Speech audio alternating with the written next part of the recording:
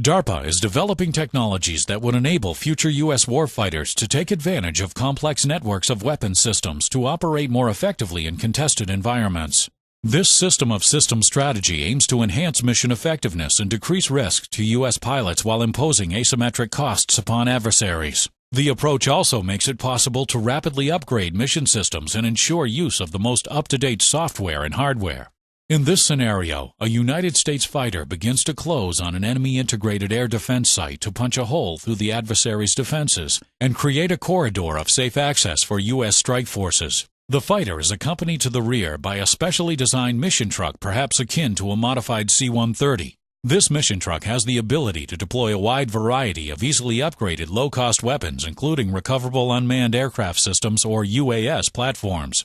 While staying well outside enemy engagement ranges, the truck greatly expands mission capability and the fighter's virtual payload capacity.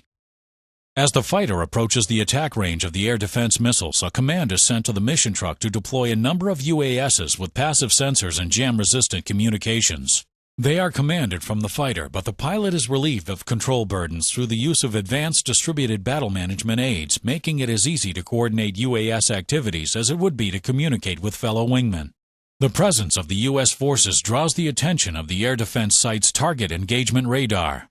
The UASs close within the threat range of the site's missiles and use their passive sensors to detect and localize the enemy target engagement radars. At the same time, they begin cooperative jamming of the radar to enhance their own survivability. The data they collect are transmitted back to the fighter, which fuses the information with data from its very own capable sensors to create a targeting solution against the enemy radar. The fighter pilot designates the enemy radar for weapons engagement.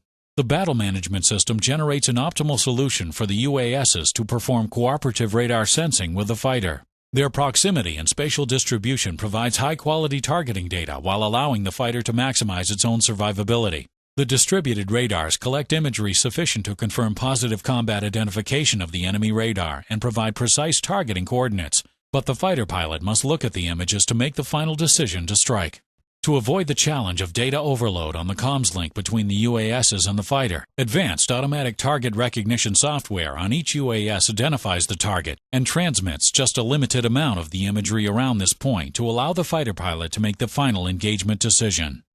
Once the decision to engage has been made, the pilot sends a command to the mission truck to attack. The planning of the engagement, selection, and programming of weapons and generation of a targeted solution is again conducted with minimal pilot burden using the Advanced Battle Management System. The mission truck launches a swarm of small, low-cost cruise missiles, or LCCMs, that speed toward the enemy radar target. While each missile has a relatively small warhead, collectively they can have a tremendous impact. As the LCCMs close on the enemy radar, the adversary launches a counterstrike of surface-to-air missiles, or SAMs, in waves. Many of the LCCMs can be expected to be destroyed, but in doing so, the adversary expends many expensive long-range SAMs at a significant cost disadvantage. In the end, several LCCMs make it through the onslaught and, guided by low-cost precision seekers, destroy the enemy radar, neutralizing the enemy air defenses along that corridor. Under the System of Systems focus, STO has awarded contracts to develop concepts, architectures, and tools to facilitate rapid integration and testing of new capabilities for national defense.